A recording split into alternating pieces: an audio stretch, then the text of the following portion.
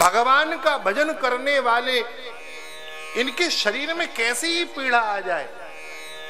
शरीर की पीड़ा बाधित नहीं करती भजन को। एक शरीरी बाबा हुए, मध्य प्रदेश के ये पन्ना, रीवा, सतना इस क्षेत्र के एक महापुरुष हुए जिनका नाम था शरीरी बाबा। दिगंबर रहते थे, कोई बस अपनी 4 अंगुल की कोपी लगा ली और बस अपनी मस्ती में मस्त है। बहुत कभी कोई भावना आ जाए, कभी कोई बहुत निवेदन कर दे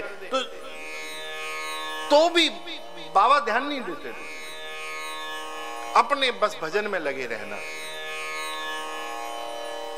जीवन के संचालन के लिए जब आए तो बस दो चार द्वार जाकर भिक्षा कर ली, उससे पा लिया, बाकी कोई ऐसा प्रपंच नहीं था। बाबा शरीरी बाबा था।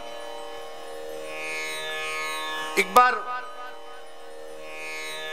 ये माघ के महीने की सर्दी थी और चरम पे थी उस समय सर्दी। तो एक खेत के निकट एक वृक्ष के नीचे बैठे थे भगवान के ध्यान में, अपने ब्रह्मानंद में डूबे थे। एक किसान जो ठुठर रहा था और कई वस्त्र उसने धारण कर रखे थे, उसने देखा कि ये महापुरुष के शरीर पे केवल 4 अंगुल की कोपी में कोई प्रभाव नहीं है, लेकिन किसान भक्त था।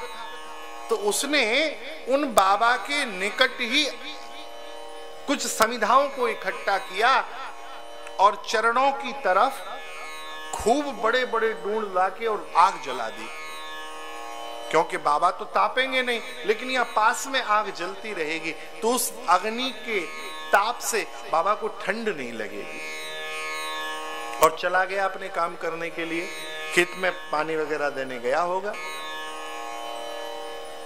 6-8 घंटे बाद लौटा तो इतना सामान जला के गया था कि आराम से 10 घंटा लकड़ी जले।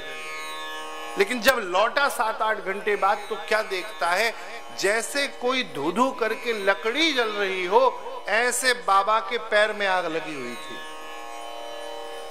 और पैर जलता जा रहा था और बाबा के नेत्र बंद हैं और जिस अवस्था में बाबा पहले बैठे हैं भजन में, उसी में बैठे हैं। उसी परम ब्रह्मानंद के सुख में निमग्न होकर आनंद ले रहे हैं। बाबा उसी रस में डूबे हुए हैं। आकर चरणों में गिर गया, नेत्रों से अश्रु बहने लगे। बाबा बाबा देखो, मेरे से अपराध हो गया, ये इतना बड़ा अपराध मुझसे हो गया। नेत्रों से आंसू बहने लगे। थोड़ी देर बाद जब प्रकृतिस्थ हुए बाबा, जब आए देह का भान हुआ तो मुस्कुराते हुए बोले, जब देह हमारी है ही नहीं तो ये जलेगी कैसे। और जैसे ही हटाया तो महाराज जैसे बिल्कुल नवीन, जैसे एक पत्ता टूटे और नया हरा पत्ता वृक्ष से आ जाए, प्रकट हो जाए, ऐसे ही बाबा के पैर में से तुरंत वह जो जला हुआ पैर था।